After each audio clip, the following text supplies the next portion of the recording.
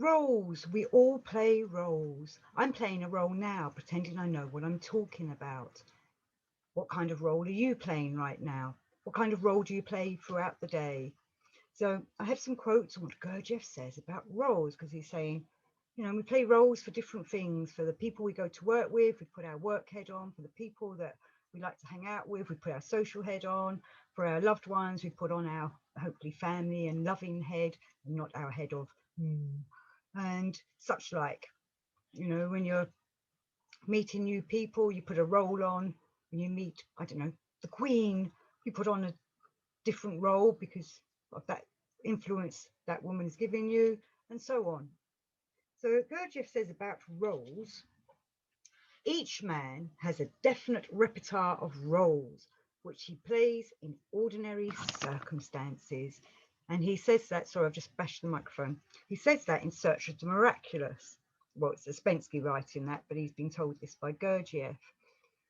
And Gurdjieff is trying to teach us to become the role, play the right role for the right situation or the right occasion. And when we're developing ourselves, hopefully our essence is coming through so that we can see and know instinctively what it is we need for the right situation and the right time we meet someone. And he also goes on in Search of the Miraculous, or Ouspensky says, to see the roles, to know one's repertoire, particularly its limitedness, is to know a great deal. Outside his repertoire, a man feels very uncomfortable, which we do, don't we? When we're not being ourselves in a certain situation, you do feel uncomfortable. But we do put on certain roles, as I just said, about, you put your work role on for work, family role on for family. And when you don't do that, when you're with them people, it does feel uncomfortable. It does feel weird. You put on a role for the expectations then people are expecting from you, because you should be playing this role at work. That's why sometimes we get quite shocked at how people act or react. React is what they'll be doing to certain things. When we're acting, when we're putting these roles on, aren't we? When actors that are on the stage or on the screen, they study their roles, don't they, so that they can perfect that role that they're giving to us to entertain us. Maybe we don't study our own roles enough, and that's what's being asked of us here. Look at ourselves and study our roles and why we're like that kind of person we're in the work situation, or that kind of person when we're with the family. Is it natural, or is it a pattern we've just fallen into, so that we're always like that when we're with that person? I know I have certain friends that I act in a certain way with that would be quite shocked to see me acting in another way with other people, or surprised, maybe not shocked. Some people bring out the craziness in you, some people bring out the happiness in you, some people get you really down and depressed, and you dread meeting them when you have to, but you feel like you need to, because that's the role you've had all that time in that relationship. Some people are unhealthy for you and step on your corns, as Gurdjieff would say, but hopefully we're using the work to learn from that, which is why in a previous show, I think it was the last one I did, I was saying about how we're developing ourselves so we know how to react in various ways. So I have a bit of a long quote now from Views from the Real World, page 95. The work needs nothing external, only the internal is needed, because we're working on ourselves, remember? Externally, one should play a role in everything.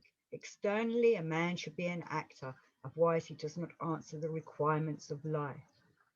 You should behave with one as he likes it, and with the other as this other likes it. Then your life will be easier. As I was saying before about, we are certain roles to certain people, aren't we? Certain people expect us to be like this or to be like that. When you do something different, they don't like it. I can be quite different with people. I can be quite shocking at times, and people don't like it. People like to put you in a basket, put you into a role, know what kind, or put you in a box. They want to know what to expect from you.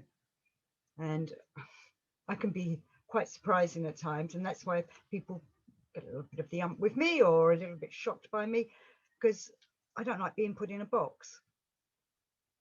But as Gurdjieff saying here, we should be following the role that they want us to be. As long as they're not manipulating us or pressurizing us into doing something for their own ends that's not good for us, that's detrimental to us, we don't do it.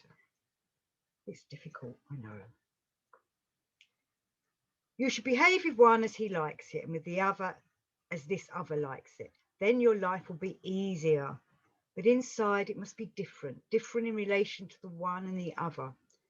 We must cease reacting inside. If someone is rude, we must not react inside. Whoever manages to do this will be more free. It is very difficult. And it is, isn't it?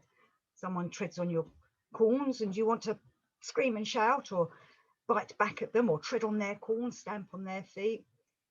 And we're supposed to be doing this inner considering when all this kind of thing happens, and why are they being like that with us, and considering for them as well, the external considering. Because sometimes we can see that the reason someone's being like that with us, it could be down to something stupid we've done or something horrible we've done, or maybe we've been a bit nasty and so they're trying to express themselves. Or it could be because something awful's happened to them that day and they're just, you know, venting on you. Don't be anybody's punch bag. It's not fun. We shouldn't be people's punch bag. It's difficult, you know, like especially when it's family matters and maybe a family member vents their anger on you and uses you as a punch bag. But then that's when we should be looking at why are they being like that? Maybe they need some help. Maybe they need some extra loving or something. That's something you have to deal with. Everybody's different, even though everybody's the same. You know, we're all unique, just like everybody else. You know, people are weird. I'm weird, you're weird.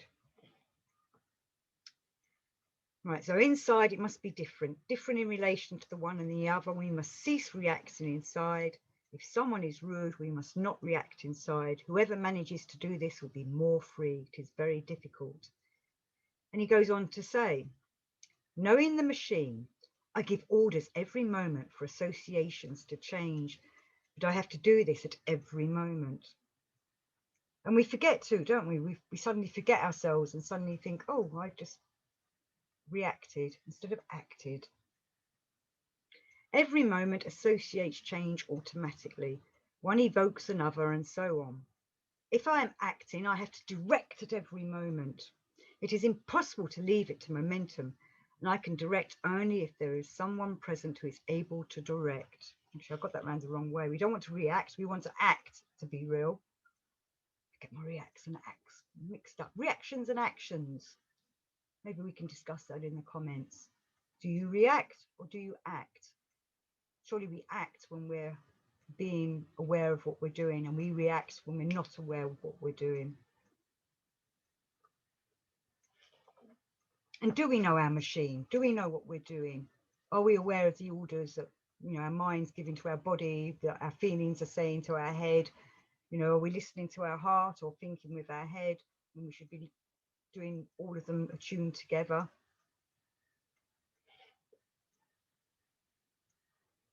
So our external relations depend on us. We can change them if we take the necessary measures.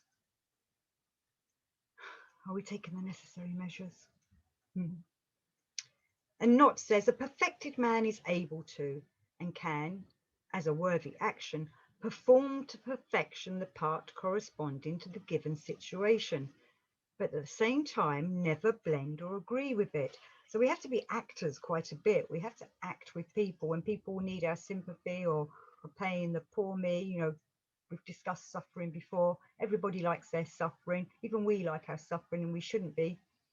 We should be aware of what our suffering's doing to us and how it's holding us back. But we have to react to them in the right way that helps them. Not scream and shout, or, you know, need to be sympathetic, kind, understanding. It's difficult at times. People piss us off. I piss people off. Probably piss a lot of people off to watch my shows. Whatever. Being cheeky there. You know, I have a cheeky role, cheeky head, quite a lot. And Knott reminds us, in life, one must play part. But remember, You are playing part. Only with those with common aim can you be sincere about your inner world. To be sincere with everyone is pathological, and it is difficult to be sincere with people that don't want to be sincere. Remember, most people live their life in lies and deceit, and even though deep down they want to be sincere, because everyone else isn't being sincere, they follow suit and don't be sincere with themselves. And that's quite difficult with people when you're interacting with people who aren't being sincere with themselves, because it comes out in their outer actions then.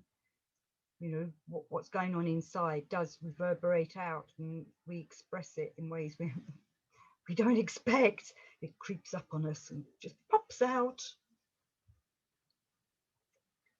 And so Ouspensky says, if knowledge develops beyond being, the result is called a weak yogi, a man who knows everything but can do nothing.